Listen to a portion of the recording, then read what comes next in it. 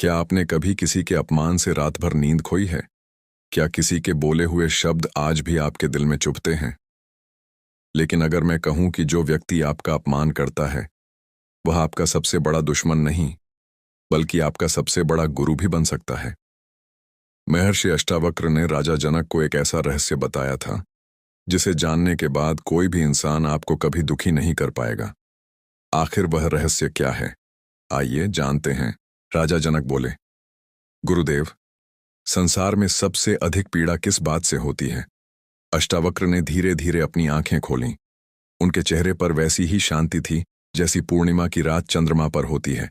वे बोले, राजन, तलवार का घाव समय के साथ भर जाता है, धन का नुकसान फिर पूरा हो सकता है, प्रियजन का वियोग भी समय के साथ सहन हो जाता है, लेकिन अपमान, यदि मन उसे पकड़कर बैठ जाए तो वह जीवन भर मनुष्य को जलाता रहता है।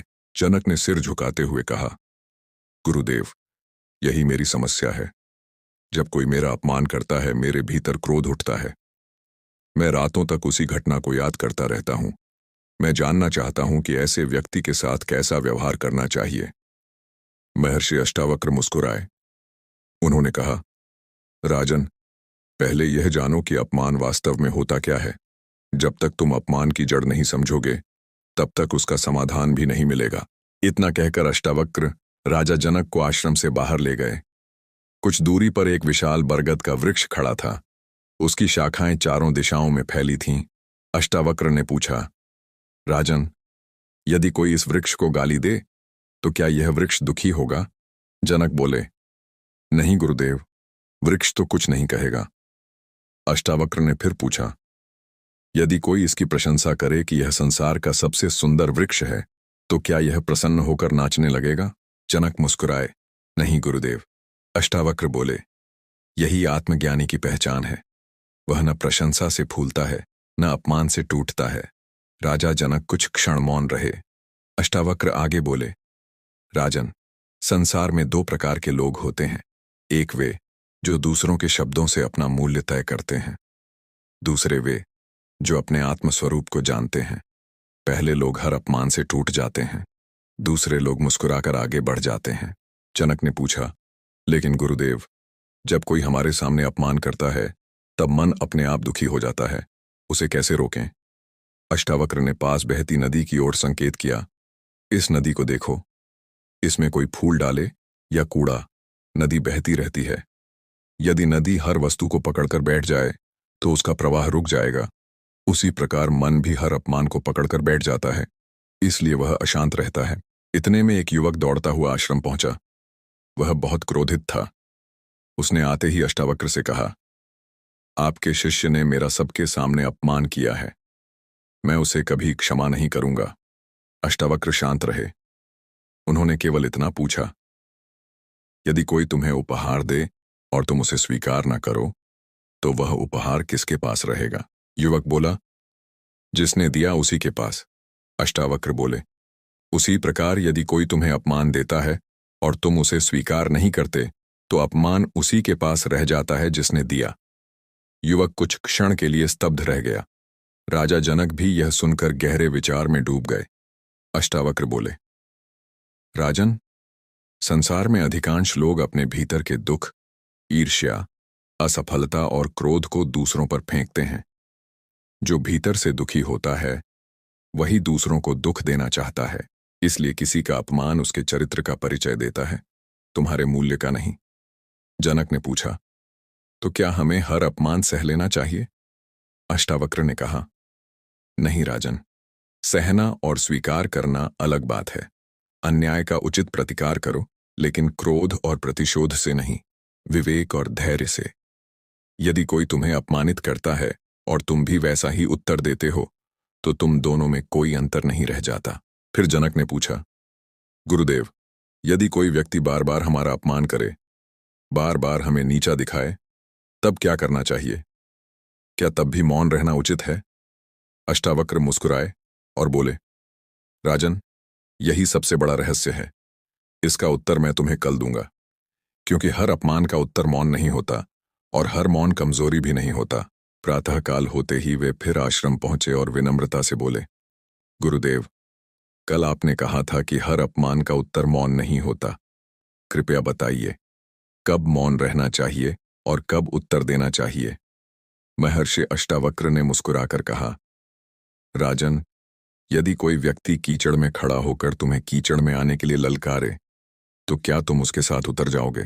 जनक बोले, नहीं गुरुदेव, यदि मैं भी उतर गया तो मैं भी उसी कीचड़ से भर जाऊंगा। अष्टावक्र बोले, यही पहला नियम है। जो व्यक्ति केवल तुम्हें क्रोधित करने के लिए अपमान करता है, उसे उत्तर देना उसके उद्देश्य को पूरा करना है। ऐसे व्यक्ति के सामने मौन सबसे बड़ी शक्ति है। इतने में आश्रम का एक शिष्य घबराया हुआ आया। उसने कहा, गुरुदेव, गांव का एक व्यापारी बाहर खड़ा है। वह क्रोध में सबके सामने आपके बारे में कटु बातें कह रहा है।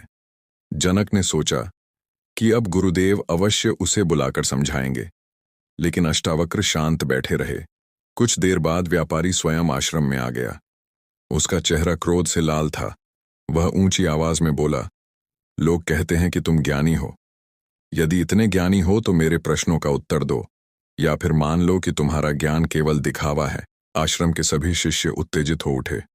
वे व्यापारी को रोकना चाहते थे, लेकिन अष्टावक्र ने हाथ उठाकर सबको शांत रहने का संकेत दिया। उन्होंने व्यापारी की ओर देखकर केवल इतना कहा, जब तुम्हारे भीतर का तूफान शांत हो जाए तब आना। अभी तुम सत्य नहीं, केवल अपने क्रोध की आवाज सुन रहे हो। व्यापारी और अधिक क्रोधित होकर वहां से चला गया। जनक आश्चर्यचकित रह गए। उन्होंने पूछा, गुरुदेव, आपने उसे उत्तर क्यों नहीं दिया? अष्टावक्र बोले, राजन, जो व्यक्ति सुनने नहीं आया उसे समझाना समय की बर्बादी है। क्रोध में डूबा मन सत्य को नहीं सुन सकता। कुछ दिन बीत गए। वही व्यापारी फिर आश्रम आया। इस बार उसका चेहरा शांत था। वह अष्टावक्र के चरणों में गिर पड़ा।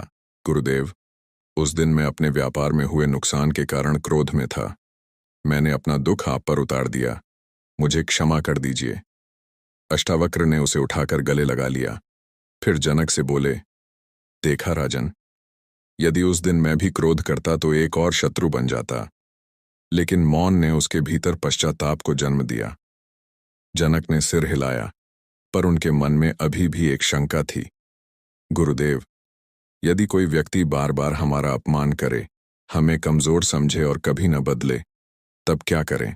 अष्टावक्र इस बार गंभीर हो गए। उन्होंने कहा, अब दूसरा नियम सुनो। वे जनक को जंगल की ओर ले गए। वहां एक सूखा वृक्ष खड़ा था, जिसकी एक शाखा बार बार हवा में टूटकर नीचे गिर रही थी। अष्टावक्र बोले, यदि कोई शाखा बार बार तुम्हारे सिर पर गिरे तो क्या तुम हर बार उसे सहते रहोगे?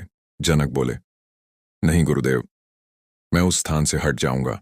अष्टावक्र ने कहा, यही बुद्धिमानी है।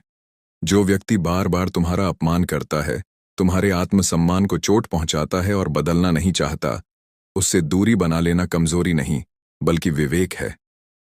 उन्होंने आगे कहा, क्षमा का अर्थ यह नहीं कि तुम बार बार उसी विष को पीते रहो। क्षमा मन में रखो, लेकिन आवश्यकता हो तो दूरी भी रखो। इतने में एक वृद्ध साधु वहां आए। उन्होंने अष्टावक्र से कहा, गुरुदेव, वर्षों पहले मेरे एक मित्र ने मुझे धोखा दिया था। मैंने उसे क्षमा तो कर दिया, लेकिन आज भी उसके साथ नहीं रहता। क्या मैं गलत हूं? अष्टावक्र मुस्कुराए, नहीं, विषैले सांप से घृणा मत करो, लेकिन उसे गले भी मत लगाओ। राजा जनक यह सुनकर भीतर तक हिल गए। अष्टावक्र बोले, राजन, संसार में 3 प्रकार के लोग मिलेंगे। पहले वे जो भूल से तुम्हारा दिल दुखा देते हैं, उन्हें समझाओ। दूसरे वे जो क्रोध में अपमान करते हैं और बाद में पश्चाताप करते हैं, उन्हें क्षमा करो। तीसरे वे जो जानबूझकर बार बार तुम्हें नीचा दिखाते हैं, उनसे सम्मानपूर्वक दूरी बना लो। यही आत्मसम्मान है। जनक ने पूछा, लेकिन गुरुदेव, यदि ऐसा व्यक्ति हमारा अपना हो, मित्र, रिश्तेदार या परिवार का सदस्य, तब? अष्टावक्र कुछ क्षण मौन रहे, फिर बोले, राजन, रक्त का संबंध महत्वपूर्ण है, लेकिन उससे भी बड़ा संबंध सत्य और सम्मान का है। जहां बार बार अपमान हो, वहां प्रेम भी धीरे धीरे मर जाता है। उन्होंने आगे कहा, याद रखो, किसी के प्रति द्वेष मत रखो। द्वेष तुम्हें बांध देगा। लेकिन अपने जीवन की शांति बचाने के लिए सीमाएं बनाना आवश्यक है। फिर जनक ने पूछा, गुरुदेव, यदि अपमान किसी दूसरे व्यक्ति से नहीं बल्कि अपने ही भाग्य से मिले तो? यदि जीवन बार बार हमें गिराए, लोग हमारा मजाक उड़ाए और हर ओर असफलता ही मिले, तब मन को कैसे संभालें? अष्टावक्र ने जनक को ध्यान से देखा और बोले, राजन, आज मैं तुम्हें अपने जीवन की एक घटना सुनाऊंगा। वही घटना तुम्हारे प्रश्न का उत्तर है। जनक ध्यानपूर्वक सुनने लगे। अष्टावक्र बोले, जब मैं बालक था, मेरा शरीर 8 स्थानों से टेढ़ा था। लोग मुझे देखकर हंसते थे, बच्चे मेरा मजाक उड़ाते, बड़े मुझे दया की दृष्टि से देखते। किसी ने मेरे भीतर के ज्ञान को नहीं देखा, सबने केवल शरीर को देखा। फिर अष्टावक्र बोले, एक दिन मैं एक विशाल सभा में पहुंचा। वहां अनेक विद्वान बैठे थे। जैसे ही मैं सभा में प्रवेश किया, सभी मुझे देखकर हंस पड़े। किसी ने कहा, यह बालक क्या ज्ञान देगा? किसी ने कहा, पहले अपना शरीर तो सीधा कर लो। पूरी सभा ठाकों से गूंज उठी। जनक की आंखों में करुणा भर आई। उन्होंने पूछा, गुरुदेव, तब आपको कैसा लगा? अष्टावक्र मुस्कुराए। मैं भी हंस पड़ा। जनक चौंक गए। आप भी हंसे? अष्टावक्र बोले, हाँ राजन, क्योंकि उस दिन मुझे समझ आ गया कि वहां बैठे लोग ज्ञान नहीं, केवल शरीर देख रहे थे। जो केवल शरीर देखता है, वह आत्मा को कैसे पहचान सकता है? उन्होंने आगे कहा, जिस दिन मैंने दूसरों की राय से अपना मूल्य तय करना छोड़ दिया, उसी दिन मैं भीतर से स्वतंत्र हो गया। जनक मौन हो गए। अष्टावक्र ने एक पत्थर उठाया और उसे पास की झील में फेंक दिया। पत्थर गिरते ही पानी में लहरें उठीं। फिर उन्होंने पूछा, राजन, यदि यह झील गहरी न होकर केवल एक छोटा गड्ढा होती तो क्या होता? जनक बोले, थोड़ा सा पत्थर भी उसे पूरी तरह हिला देता। अष्टावक्र बोले, यही मन का रहस्य है। जिसका मन छोटा है, वह हर छोटी बात से हिल जाता है। जिसका मन गहरा है, सबसे बड़ा अपमान भी उसे डिगा नहीं सकता। इतने में आश्रम में रहने वाला एक युवा शिष्य रोता हुआ आया।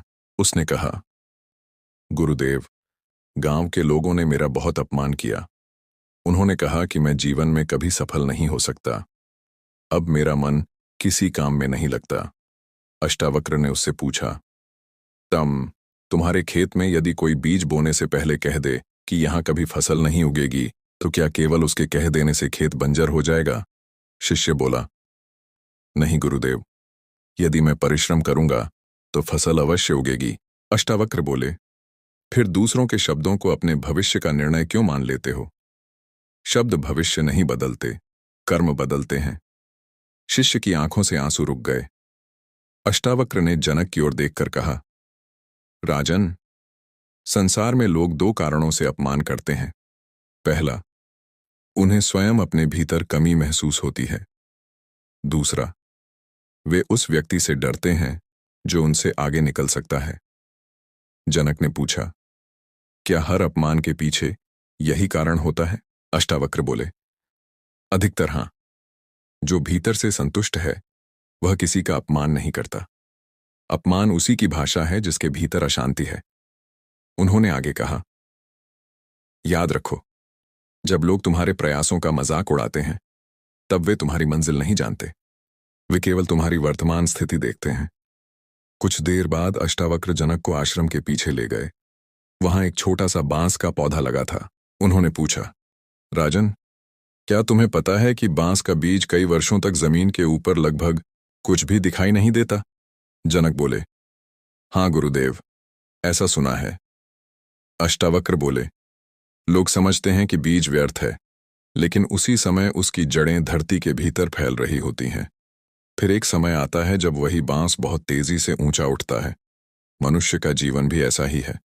जब लोग तुम्हारा उपहास कर रहे हों, हो सकता है उसी समय तुम्हारी जड़ें मजबूत हो रही हों। जनक की आंखों में नई चमक आ गई। अष्टावक्र ने कहा, इसलिए अपमान को अपनी कमजोरी मत बनाओ, उसे अपनी साधना बना लो। जब कोई तुम्हें छोटा कहे, तब और अधिक सीखो। जब कोई तुम्हें असफल कहे, तब और अधिक परिश्रम करो। जब कोई तुम्हारा मजाक उड़ाए, तब भीतर और अधिक शांत हो जाओ।